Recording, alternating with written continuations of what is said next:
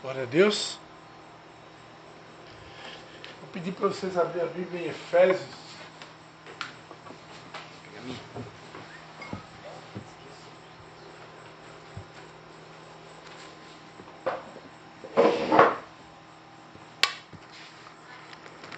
A palavra de Deus diz lá em 1 Pedro que nós não precisa abrir, eu só vou ler rapidinho aqui, né? Desejai ardentemente, como meninos recém-nascidos, o puro leite espiritual, para por ele crescerdes para a salvação. Agora que já provaste que o Senhor é bom. Então aqui em 1 Pedro 2 diz que a gente tem que desejar ardentemente, como meninos recém-nascidos, o puro leite espiritual. Então, hoje a palavra que Deus me deu aqui é em Efésios capítulo 2, versículo 8. Aparentemente é um leitinho espiritual, né? É uma palavra bem conhecida, mas quando eu vinha para cá, o Espírito Santo vinha lembrando, né, de uma passagem que tem em Coríntios, né, que diz assim, ó, mas temo que assim como a serpente enganou a Eva com a sua astúcia, assim também sejam de alguma sorte corrompidos os vossos entendimentos e se apartem da simplicidade que há em Cristo. Eu gosto muito dessa passagem, que Paulo, escrevendo aos Coríntios, ele tinha um temor, que assim como a serpente havia enganado Eva, ele tinha um temor que a serpente fosse enganar a igreja e a igreja fosse se afastar ou se apartar da simplicidade que há em Cristo. Eu tenho aqui na capa da minha Bíblia, aqui, para nunca esquecer, aqui, ó. O Evangelho é simples. Está aqui no meio da minha Bíblia. Está meio apagado, isso aqui é um troféu, né? O Evangelho é simples. Está bem no meio ali, para não esquecer. O Evangelho é simples, Deus é simples, né? E eu vejo que não é pecado se aperfeiçoar. Eu creio que Deus, para aqueles que já pregam a palavra e para aqueles que pretendem ser porta-vozes da mensagem do Evangelho, eu creio que Deus realmente ele quer de nós um aperfeiçoamento contínuo e nós devemos desejar sim um aperfeiçoamento. Eu, como pastor, por exemplo, pregar cada vez melhor, né? Cada vez mais caprichar realmente, embora que eu não sou muito fã de esboço, né? Eu gosto de dar liberdade para o Espírito, mas quando eu tenho a condição de preparar um esboço, começo, meio e fim, isso não é pecado, mas isso é até bom, né?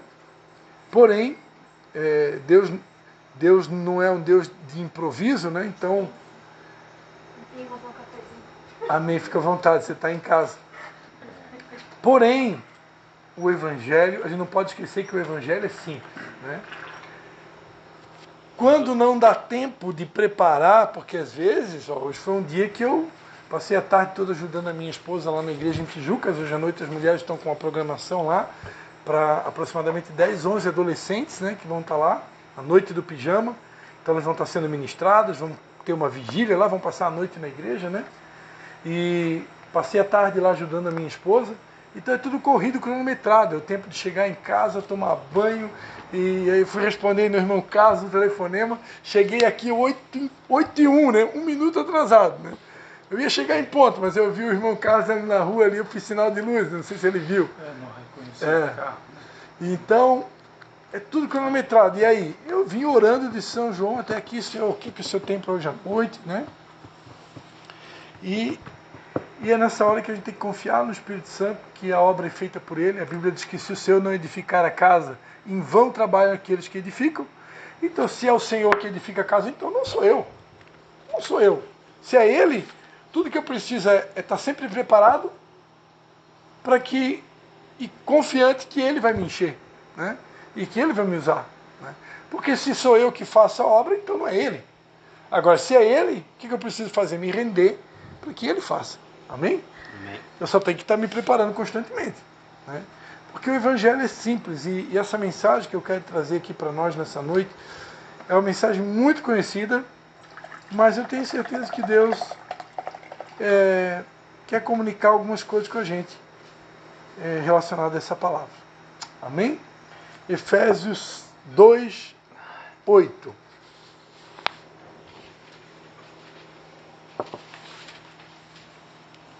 Efésios 2, 8. Está enxergando aí, pastor? Senão a ligação do Daniel. Não, eu estou enxergando bem. Todo mundo achou aí? Lucas? Efésios 2. Achou? Efésios 2, 8. A gente vai ler o 8, 9 e 10, né?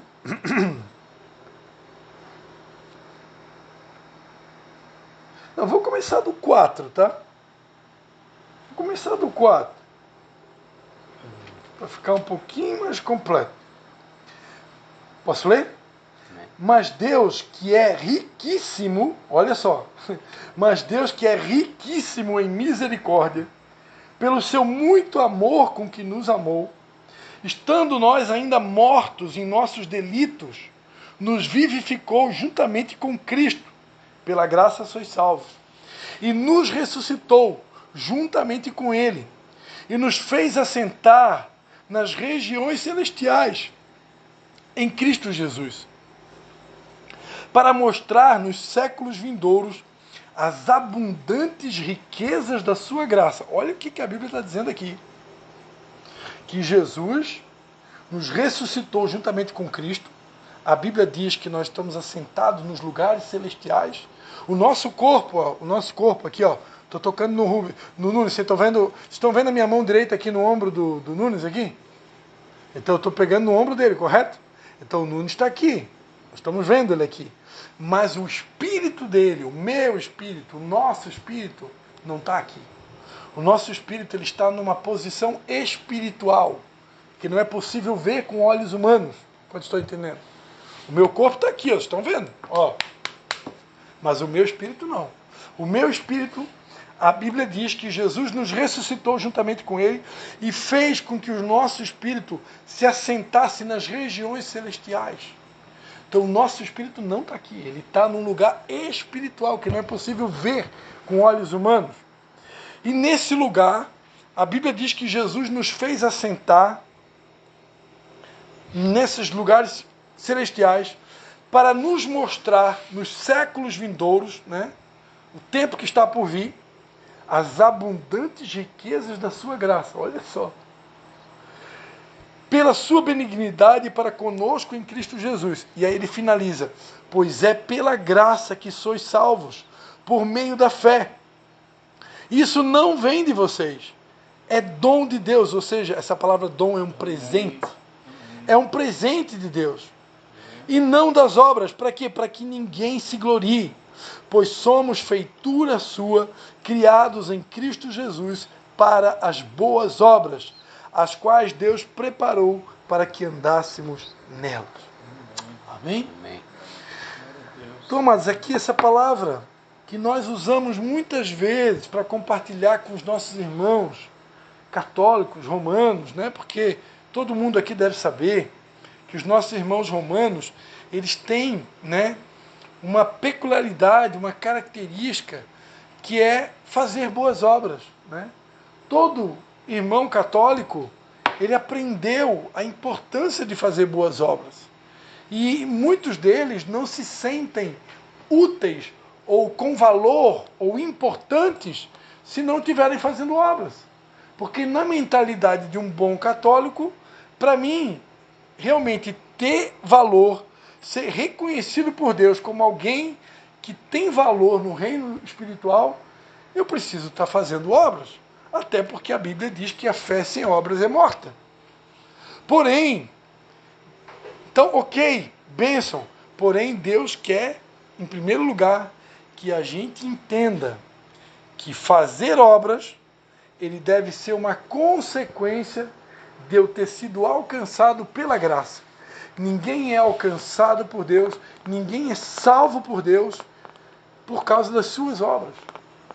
Porque se isso fosse verdade, isso equivale a dizer que o sacrifício de Jesus na cruz é em vão. Se eu achar que é na força do meu braço, é pelo meu muito fazer, pelo meu muito produzir, pelo meu muito agir, né? Pela minha quantidade de obras, se eu achar que é isso daí que vai me salvar, eu estou dizendo então que o sacrifício de Jesus é em vão. É claro que uma pessoa que faz muitas obras, ela está engordando a sua poupança espiritual. A Bíblia Sagrada diz que um dia vai haver o chamado Tribunal de Cristo, né? Onde nós vamos comparecer diante do Tribunal de Jesus e onde, de acordo com o número de obras que nós fizemos na terra, nós vamos receber um galardão. O que é galardão? Galardão é recompensa. Evidente que quem fez mais obras vai ter uma recompensa maior. Quem fez menos obras vai ter uma recompensa menor. Mas aqui, escrevendo aos Efésios, Paulo deixa muito claro que não vai ser por causa dessas obras que nós seremos salvos. As obras são uma consequência, nós somos feitura sua, criado em Cristo Jesus para as boas obras. Ou seja, se eu entendo que Jesus me alcançou com o seu sangue, me alcançou com a sua graça, me libertou das minhas mazelas, me transportou do reino de trevas para um reino da sua maravilhosa luz. Se eu entendo isso, se eu sou grato, se eu reconheço que eu sou um pecador, que fui salvo através desse dom, né? O que é dom? É um presente. Se a Bíblia diz que nós somos salvos por meio da graça, ou por meio da fé, e isso não vem de nós, é um dom de Deus. Essa palavra dom, no original em grego, é a palavra presente. Se a salvação é um presente, a Bíblia diz que Deus amou o mundo que deu. Deus amou o mundo de tal maneira que deu o seu Filho unigênito, para que todo aquele que nele crê não pereça, mas tenha a vida eterna. Então, se Deus deu a vida eterna para nós, então isso não tem nada a ver com nós. Não tem nada a ver com a força do meu braço. Não tem nada a ver com o meu esforço. Não tem nada a ver com as minhas obras. Tem a ver com um Pai de amor que viu a nossa miséria e decidiu nos alcançar com a sua graça. E provavelmente todos nós aqui têm a sua história. Deus levantou um missionário, ou teu próprio cônjuge, ou um filho, ou um pai espiritual, alguém que pregou esse evangelho para nós e nós fomos salvos. Mas em nenhum momento tem a ver com a gente. Fique à vontade. No caso, quando Jesus veio, ele foi rejeitado pelos seus, né? Exatamente. E aí, quem é que veio lá naquela... Só foram os gentios? Exatamente. Jesus foi rejeitado pelo seu próprio povo, né? Pelos judeus, e por isso Deus então fez com que ele se manifestasse aos gentios, né? Seríamos nós, no caso. Nós somos os gentios. Com exceção, né, se tiver alguém aqui com descendência de hebreus, né? Eu sempre não sabia definir a respeito desses gentios. Seríamos nós, né? Somos nós. Para tirar essa dúvida. Somos nós. Até uma curiosidade, já que tem dia, o irmão Carlos, que a nossa célula aqui, conforme o mover do Espírito Santo, ela acaba se transformando num estudo bíblico. E hoje, o vento que está soprando aqui está nessa direção. Vamos lá, abre a sua Bíblia em Romanos 11. Romanos capítulo 11. Vamos fazer um pequeno estudo aqui sobre essa curiosidade aí do irmão Carlos. Romanos 11. São coisas assim que deixam dúvidas, sabe? Porque a gente Romanos o quê? 11? Romanos 11, mas vamos tirar as dúvidas. Romanos capítulo 11. Para tirar dúvida, né?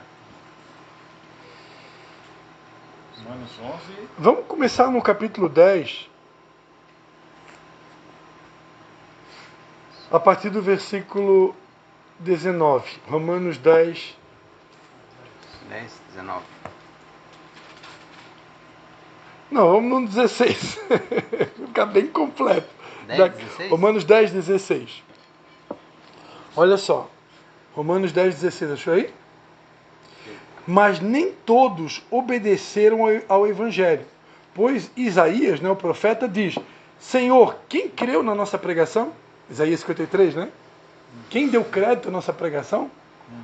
De sorte que a fé vem pelo ouvir e ouvir a palavra de Deus. Mas digo, não ouviram? Sim, por certo. Que ele está se referindo aos judeus, tá? Sim, por certo. Pois toda a terra saiu a voz deles, e as suas palavras até os confins do mundo. Mas digo, Israel não o soube? É uma pergunta. Primeiro diz Moisés, eu vos porei em ciúmes com aqueles que não são povo. Ou seja, Deus está falando aqui por intermédio de Moisés que ele ia colocar o povo de Israel em ciúmes com aqueles que não eram povo, ou seja, nós, os gentios. Com gente insensata vos provocarei a ira. E Isaías ousadamente diz, fui achado pelos que não me buscavam. Ou seja, Deus foi encontrado pelos gentios, aqueles que não estavam buscando a Deus. Por quê? Porque nem conheciam ele, né? Fui manifestado aos que não perguntavam por mim. Mas contra Israel diz, todo dia estendi as minhas mãos a um povo rebelde e contradizente. Jesus se manifestou para eles, mas eles foram rebeldes e contradizentes. Eles não aceitaram o Messias. Né? Por quê? Porque eles esperavam que Jesus ia botar os romanos tudo para correr e ia estabelecer um império de governo terreno, quando na verdade Jesus veio manifestar um reino espiritual. Né? E ele não fez o que eles tinham expectativa que ele iria fazer, né? Que era governar, né? Botar o povo dele para governar, correr com os romanos, né? E não foi isso. Assim, Né? Eles achavam que ia ser assim. Principalmente Judas, né? Ficou decepcionado. Sim, ficou decepcionado, né? Porque Jesus em nenhum momento se defendeu, né? Ele se permitiu ser preso, permitiu ser crucificado. Se demonstrou como um líder fraco, né? Porque não reagiu, né? Mas ele falou para Pedro, né? Quando Pedro puxou a espada para cortar a orelha do soldado Malco ali, Jesus disse, Pedro, você não sabe que eu poderia pedir para Deus mandar uma legião de anjos aqui agora? Se eu quisesse, está à minha disposição. Tu nunca leu o Salmo 91 lá? Eu posso mandar vir uma legião de anjos aqui. Mas eu não posso interromper o plano de Deus para a minha vida. Pastor, eu fico imaginando como é que foi essa... Foi com uma espada, né? Foi com uma espada. Será que ele deu devagarinho, que pegou só a orelha? Olha, eu acho que ele deve ter dado para arrebentar. Para arrebentar. Cortar o pescoço, vai pegar só na orelha. A mira dele não estava muito boa. Amor. Coitado do soldado, ainda foi recuperado, né? Jesus teve misericórdia e restaurou a orelha do soldado. Que coisa, né? E ele continua no capítulo 11. Ó. Digo, pois, rejeitou Deus o seu povo? Está falando dos judeus, né? É um ponto de interrogação. Será que Deus rejeitou o seu próprio povo? De modo nenhum. Aí Paulo vai dizer, também eu sou israelita, da descendência de Abraão, da tribo de Benjamim. Deus não rejeitou o seu povo que antes conheceu. Ou não sabeis o que a Escritura diz de Elias, como estou perante Deus contra Israel? Senhor, mataram os teus profetas, derrubaram os teus altares, e só eu fiquei, e buscam tirar minha vida. Mas que me diz a resposta divina? Reservei para mim 7.000 homens que não se dobraram os joelhos diante de Baal. Assim, pois, também agora, isso aqui aconteceu na época do profeta Elias, né? O profeta Elias achou que estava sozinho, e Deus disse, não, Elias, tu não está sozinho, tem 7.000 que não se dobraram o joelho diante do Baal. Isso na época de Elias. Da mesma forma que aconteceu na época de Elias, aí Paulo, escrevendo aqui os Romanos, ele vai dizer, assim, pois, também agora, nesse tempo presente, ficou um remanescente, segundo a eleição da graça. Né? Que, por causa de textos como esse, alguns acreditam na famosa predestinação. Né? Então aqui diz que é uma eleição da graça. Na verdade, Deus por ser onipotente, onisciente, ele já sabe de antemão quem vai ser salvo. Ele já sabe, ele é onisciente. Então, com antecedência, isso que algumas pessoas chamam de predestinação, está totalmente ligado à onisciência de Deus. Deus já sabe com antecedência quem vai ser salvo. Né? Mas, enfim. Mas se é pela graça, já não é pelas obras. Olha só, ele repete de novo aqui. Ó. De outra maneira, a graça já não é graça. Que diremos, pois? O que Israel buscava não alcançou, mas os eleitos alcançaram e os outros foram endurecidos. Como está escrito, deu-lhes Deus espírito de entorpecimento, olhos para não verem e ouvidos para não ouvirem, até o dia de hoje. E diz Davi, tornou-se-lhe a mesa em laço, e a armadilha em tropeço e retribuição. Escureceram-lhe os olhos para não verem, e encurvem-se continuamente as costas. Digo, pois, tropeçaram para que caíssem? De modo nenhum. Está falando dos judeus, tá? Será que os judeus tropeçaram para cair? Aí ele vai responder, de modo nenhum. Mas pela sua queda veio a salvação aos gentios. Olha o que Deus fez. Deus permitiu o próprio povo dele endurecer o coração para que através da dureza do coração do povo dele, ele pudesse incitar aos ciúmes o seu povo e se revelar aos gentios. Vamos continuar. Ora, se a sua queda é a riqueza do mundo e a sua diminuição a riqueza dos gentios, quanto mais a sua plenitude. Convosco falo gentios, e enquanto for apóstolo dos gentios, glorificarei o meu ministério, para ver se de alguma maneira posso incitar ao ciúme os da minha carne e salvar alguns deles. Né? Pois se a sua ressurreição é a reconciliação do mundo, se a sua rejeição é a reconciliação do mundo, qual será a sua admissão, se não a vida dentre os mortos? E se as primícias são santas, também a massa o é. E se a raiz é santa, também o ramo o são.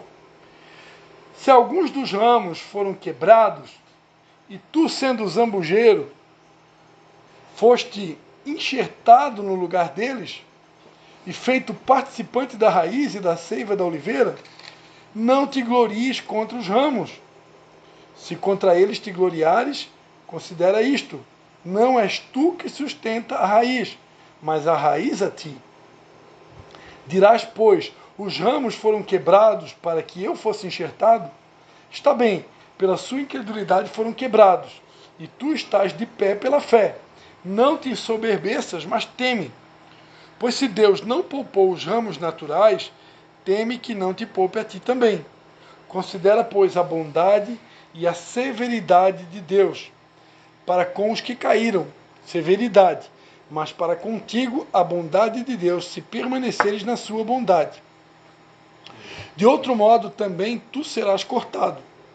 Também eles, se não permanecerem na incredulidade, serão enxertados, pois poderoso é Deus para torná-la a enxertar. Se tu foste cortado do natural, zambujeiro está falando de uma oliveira brava, tá? Os judeus são considerados a oliveira verdadeira, a oliveira genuína.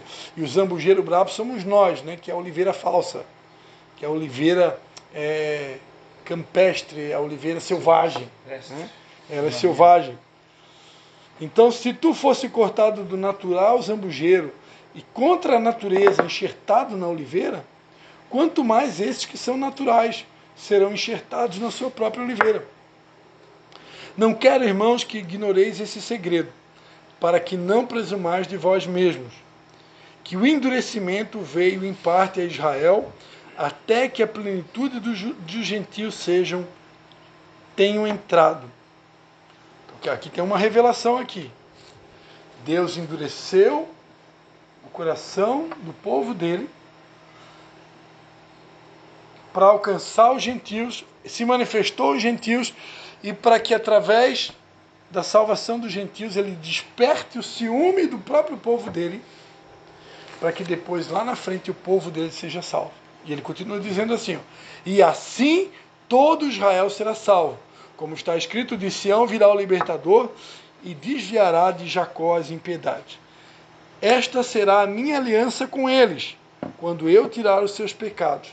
Assim que, quanto ao Evangelho, eles são inimigos por causa de vós, mas quanto à eleição, amados por causa dos patriarcas, né? Abraão, Isaque e Jacó. Pois os dons e a vocação de Deus são irrevogáveis. Deus tem uma aliança com Abraão. Deus tem uma aliança com Isaac. Deus tem uma aliança com Jacó. Deus tem uma aliança com aquele povo. Então vai chegar um momento da história que Deus vai ter que fazer jus à aliança que ele tem. Assim como vós também outrora foste desobediente a Deus, mas agora alcançaste misericórdia pela desobediência deles, assim também estes agora foram desobedientes para igualmente alcançarem misericórdia pela misericórdia a vocês demonstrada. Pois Deus, olha só, estamos indo para o final aqui, ó. Pois Deus encerrou a todos, judeus e gentios, todos, agora é todos, né? Debaixo da desobediência, a fim de que para com todos usar de misericórdia. E aí ele termina, fala com um hino, que é chamado o hino de adoração de Paulo, né? Ó profundidade das riquezas, tanto da sabedoria como da ciência de Deus. Quão insondáveis são os seus juízos e quão inescrutáveis os seus caminhos. Quem compreendeu a mente do Senhor? Ou quem foi o seu conselheiro? Ou quem lhe deu primeiro a ele para que lhe seja recompensado? Porque dele e por ele e para ele são todas as coisas. Glória, pois, a ele eternamente. Amém. Ou seja, o que ele está falando? Que os judeus são dele, os gentios são dele, tudo é dele, tudo foi feito por ele, tudo foi feito para ele, glória, pois, a ele eternamente. O que a gente aprende aqui? Um princípio que a gente ensina chamado soberania de Deus. Deus, em sua soberania, escolheu um povo, o povo judeu, se revelou a esse povo endureceu a cerviz, rejeitou o seu plano, enviou o seu filho, dando uma nova chance para aquele povo, mas ainda assim rejeitaram o filho. Tudo isso estava previsto. Né? E através desse endurecimento dos judeus, então, ele decide se manifestar aos gentios. Né? Paulo, que está escrevendo aqui os Romanos, foi um apóstolo, um dos apóstolos que mais pregou aos gentios. Né? Os Efésios eram gentios, Romanos eram gentios, os Gálatas eram gentios, os Coríntios eram gentios, os Tessalônicos eram gentios, os de Colossos eram gentios. Então, quanta gente gentil, né? E ele vai dizer aqui que quem pode compreender a mente do Senhor, né? Tudo ele tem um plano, né? E ele permitiu esse endurecimento dos judeus para alcançar os gentios. Só que aqui em Romanos 11 ele está falando que tudo isso vai acontecer, o endurecimento veio até que a plenitude dos gentios seja salva, ou tenha entrado. Ou seja, quando lá do céu, Deus ele sabe qual que é a plenitude dos gentios. Quantos faltam ainda ser salvos? Quando lá do céu tiver chegado o fim, todos os gentios já receberam a oportunidade, tiveram uma chance. Quando chegar ao fim, aí então ele vai se voltar novamente para o povo dele. Bom, pastor, isso aí, esses países lá que são comunistas, que não deixam, né, o evangelho para fluir, né, aquelas pessoas vão ter oportunidade também, aquelas que ainda não têm essa liberdade que nós temos aqui, estarmos aqui, né, com a Bíblia e da igreja. Há muitos cristãos, né, que acreditam que nós vamos passar pela tribulação, né, pela grande tribulação. E outros acreditam que não. Agora, independente da gente passar ou não passar, é uma curiosidade na Bíblia que fala que só de judeus 144 mil vão ser selados durante a tribulação. Está lá em Apocalipse. Né? Então, só de judeus. 144 mil, se hoje a gente for dar um Google aqui e pegar a população atual de Israel, né? População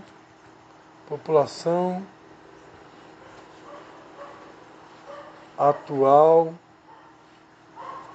de Israel. A população atual de Israel hoje está em 8,6 milhões de habitantes. O que é 144 mil diante de 8,6 milhões? Né? É um percentual pequeno. Né? É um percentual pequeno. Mas esse percentual só na tribulação será salvo. Então, assim como esses judeus aí serão salvos, também vai ter muitos não-judeus, vai ter muitos até perseguidores, né? Serão salvos. Não tem como prever exatamente o número, né? Mas muita gente vai ser salva ainda. Né? Só que, em se tratando de tribulação e grande tribulação, serão salvos em meio a dor e sofrimento, né? Porque perante a Bíblia vai ser um período de muita dor, de muito sofrimento, como nunca houve em toda a história da humanidade. Então, mas é aquele ditado antigo, né? Quem não vem pelo amor, vem pela dor. Né? Esse ditado, ele é real. Muitas pessoas, muitos de nós, às vezes, temos que experimentar a dor para saber que a gente precisa se voltar para ele. Né? A respeito da palavra da esses países comunistas que não deixam o evangelho entrar, né? Sim. A Coreia do Norte é muito Coreia do Norte. puxado, né? Coreia do Norte é bem... Aquelas pessoas lá, eles vão ter a oportunidade, né? Com certeza. Já estão tendo desde já, né? Que de alguma forma eu creio que tem missionários tentando, de alguma maneira, acessar aquela região, né? Mas, porque a gente falou que o senhor sabe até a última pessoa que ele vai salvar, né? Ele sabe. Então é muito povo lá, coitados, que eles querem e não tem, né? Não tem liberdade. Tem muitas pessoas que até hoje acreditam que não ouviram ainda falar do amor de Jesus, né? A palavra vai chegar a todos, né? Primeiro chega a todos, né? A palavra depois. Todos terão uma oportunidade, Todos né? terão... Seja de maneira online ou presencial, todos terão uma oportunidade. Existem sites, né? De controle de povos não alcançados. Deixa eu ver se eu acho aqui rápido. Povos não alcançados. Aqui é a famosa janela 1040, né? Então, aqui, ó. Junta de Missões Mundiais. Vamos ver aqui rapidinho. Tem um acesso? Não? Não tem contato. Não preciso. Então, se a gente for ver aqui, eu não quero ficar ali perdendo muito tempo. Se a gente for ver aqui, a gente vai ver percentuais, né, de povos que ainda não foram alcançados, né? Então, tudo indica que está indo para o final, né? As coisas. Sim. O Apocalipse já não está no Apocalipse já? Então eu tive vendo esses tempos atrás aí, então realmente tem muita gente ainda para ser salvo. E esses países da janela 1040 aí são, aqui os mapas até mostram em vermelho, né? Que são lugares mais... Não, janela 1040, né? São lugares onde o evangelho é muito perseguido, né? Alguns lugares da África, na Índia. Oi? Essa janela 1040? É o código que eles usam, para identificar os povos, os lugares mais difíceis de entrar ao evangelho, de acesso, né? Aqui tem... É assim, vermelho? Aqui os vermelhos e laranjas são os piores, né? Então aqui tem o nome desses países. Aqui, ó. Aqui tem um mapa aqui, ó. Mas na Rússia tem... Coreia do Norte está como número 1 aqui, ó. Olha só, Coreia do Norte, depois Somália, Iêmen, Líbia, Eritreia, Nigéria, Paquistão, Irã, Afeganistão, Sudão, Índia, Síria, Arábia Saudita, Uzbequistão, Colômbia, Vietnã, Cuba, Marrocos, né? Catar, Moçambique, Camarões, não. Jordânia, Nicarágua, então aqui. Jordânia? Sim, Camarões. É tudo aquela região lá. Próximo ali da... Próximo de Israel, norte da África e próximo da Ásia. Não dão liberdade para pregar o evangelho, que coisa. pecado, né, gente? Então, isso nos leva a crer, né, que ainda temos tempo para pregar o Evangelho. Né? Ao mesmo tempo que nós temos uma sensação que a volta de Jesus se aproxima, se a gente começar a olhar esses dados numéricos, dá a impressão que a gente tem alguns anos pela frente ainda. Embora que a tecnologia hoje ela está acelerando muitas coisas, por isso que a gente não tem como prever a volta de Jesus. A tecnologia está acelerando, né? Então hoje, eu estou aqui gravando essa mensagem, daqui a pouco eu vou colocar lá no meu canal do YouTube. Pessoas lá do Japão podem ouvir essa mensagem que eu estou falando aqui agora. Sério? Sim. Faz isso? Sim, eu sempre gravo. Tudo que eu prego, eu gravo. Sim. Coloco no canal do YouTube, boto uma imagem lá, uma fotografia e boto para frente. Vai embora. Que coisa, né? Tem mensagens minhas que dá tipo 10 visualizações, não sei se o YouTube também eles passam o número correto, né? Mas já teve outras lá com 80, né? Então essa mesma mensagem que a gente está ouvindo aqui, mais 80 pessoas podem ouvir depois, né? Então a gente crê também que isso é um legado Em qualquer lugar, né? em qualquer lugar do mundo, porque no YouTube está acessível, né? Acessível ao mundo inteiro, né? Mas a verdade é realmente tem muitos povos não alcançados ainda. A gente tem muito trabalho pela frente ainda. Aqui na Canelinha tem muito, né? Provavelmente. Que ouvem, mas não aceitam, né? Tem um país lá que é proibida a internet, né? Eu me esqueci o nome do país. É na Coreia do Norte? Não sei, mas tem um país que é proibido, né? Sim, tem televisões, assiste só o que o governo bota. Não tem qualquer programa, é só o que o governo aceita. Na Coreia do Norte, lá é bem. Bom, antigamente aqui, né? Não era tão... Na televisão era bem pouca coisa que existia. Né? Sábado eu tive uma senhorinha que mora na rua ali na igreja CMA. Conhece?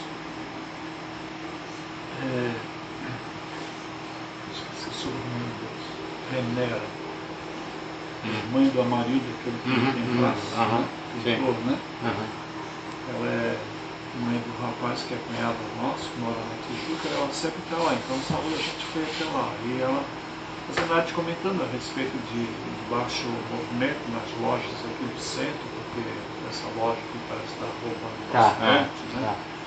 E aí lá na esquina tem a Elisa, a lojinha, e eles são cristãos, né? Ela tem aqui junto com o Gabriel.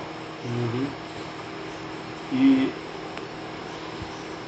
aí ela falou, a senhorinha falou, ela falou assim, que ela mudou de religião. Zenete disse, não, dona Beth, não é por causa disso, não.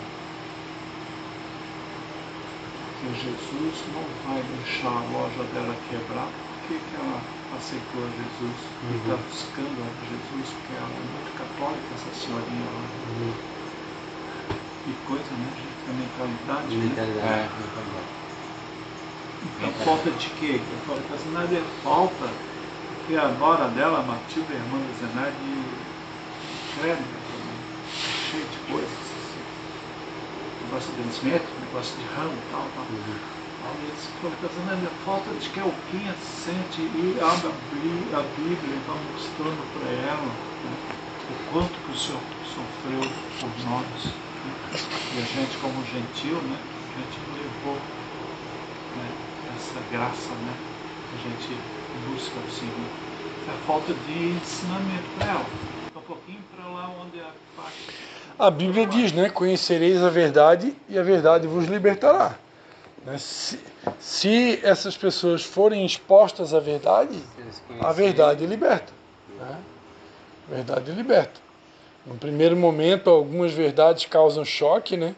Como uma verdade que causa muito choque é a questão do fato de Maria não ter permanecido virgem, né? Muitos acreditam que ela morreu virgem, mas a Bíblia deixa claro que ela teve outros filhos depois, né? Jesus tinha irmãos, tá? Em algumas passagens bíblicas. E até porque José, se eu sou José, eu não ia aguentar Ficar ali casado com a minha mulher durante anos sem poder relacionamentos, principalmente numa época que nem televisão não tinha nada, né? Imagina. Cara, ele se submeteu, imagino que José até passou por, pode-se dizer que um período de humilhação, porque ele não tocou nela e ela engravidou. Então, provavelmente algumas pessoas devem ter discriminado José e, pô, cara, tu é chifrudo, hein? Te botaram o galho, hein? E ele teve que passar por essa humilhação aí. Só que depois que Jesus nasceu, não tem nenhuma passagem de Deus proibindo José de ter mais filhos. José não poderia tocar nela naquele momento ali, mas depois que nasceu Jesus, eles casaram, tiveram uma família. Será que não foi assim meio segredo dos dois, que o Espírito Santo veio e falou com Maria e ele entendeu que seria essa graça de receber esse filho? Com certeza. Ele entendeu e respeitou, né? José foi um herói, né? Porque ele entendeu e respeitou. Colocar no mundo de hoje isso aí. Nos dias de hoje. Vai para a forca. O Senhor é maravilhoso, né? Os planos dele, né? Tudo perfeito, né? Muito. Tudo na hora certa, no tempo certo. Na pessoa certa. Tinha a pessoa certa. A pessoa certa. Isso. Ele sabe, né? Ele conhece, né? Foi ele que fez. Aqui diz em Mateus 1,18. Ora, o nascimento de Jesus Cristo foi assim. Estando Maria, sua mãe, desposada com José, antes que coabitassem, achou-se grávida pelo Espírito Santo. José, seu marido, sendo justo e não querendo difamá-la, resolveu deixá-la secretamente. Então ele deixou ela secretamente por um tempo, né? Antes que ele saiu e deu Projetando ele isto em sonho, lhe apareceu um anjo do Senhor dizendo: José, filho de Davi, não temas receber a Maria, tua mulher, porque o que nela foi gerado é do Espírito Santo. Ela dará à luz um filho, e lhe porás o nome de Jesus, porque ele salvará o seu povo dos pecados deles. E aí, voltando lá para a nossa palavra inicial, né, que diz para a gente encerrar essa primeira parte, e quando a Bíblia diz que pela graça sois salvos, eu creio que esses salvos pela graça não é só a salvação dos nossos pecados. Jesus, ele é chamado de Salvador porque ele veio para salvar o mundo de todas as nossas mazelas, né? No Novo Testamento, a palavra salvar, ou salvação, ela é a palavra sozo, né? E essa palavra sozo no grego original fala de uma salvação integral. Então Jesus, a salvação que ele nos oferece é uma salvação integral. Ou seja, não é apenas salvar dos nossos pecados, ele quer nos salvar das nossas guerras, das nossas dificuldades financeiras, lutas no casamento, no trabalho. Ele é o Salvador, ele está disponível para nos salvar de qualquer coisa. Se eu crer que ele é meu Salvador, ele pode me salvar de qualquer problema. A Bíblia diz que todo aquele que invocar o nome do Senhor Jesus será salvo. Só dos pecados? Não, salvo de qualquer coisa. Ele é o Salvador. Livramentos, né? Na saúde, na viagem, no assalto. Né? tudo detalhe, hein? Aqui, ó, José despertando do sonho. O anjo apareceu para ele em sonho, né? Fez como o anjo do Senhor lhe ordenara e recebeu a sua mulher. Aí ele teve intimidade com a mulher.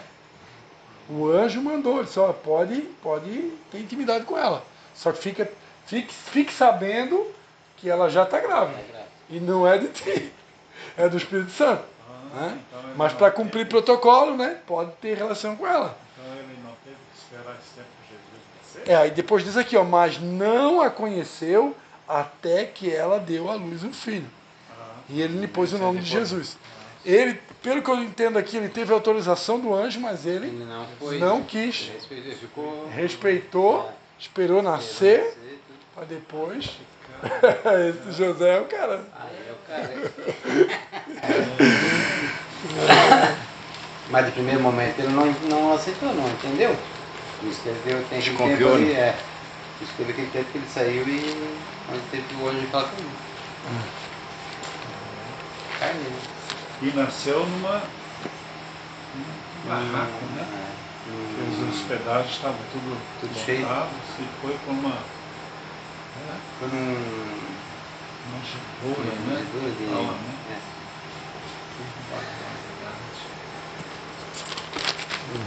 né? Só chega numa cidade. Então os hotéis lotados, a gente procura hotel mais baratinho, né? Aí tu chega lá, ó, tá tudo lotado, mas tem aquele quartinho lá assim. Tá ótimo. Eu vou dormir lá para descansar o corpo. Tem um chuveirinho. Para descansar a alçada. E foi assim. O recurso, né? É o que tinha no momento. O que tinha para a hora, né? Muito bom, professor. Amém, queridos? Muito ensinamento, tirar de dúvidas. A noite diferente, né? Avançamos aqui no relógio, mas acho que amanhã é feriado, né? Acho que ninguém está preocupado com a hora hoje. Tem que levantar às 5. Tem que levantar às 5? Opa, tem Faz gente. 9. Tem gente.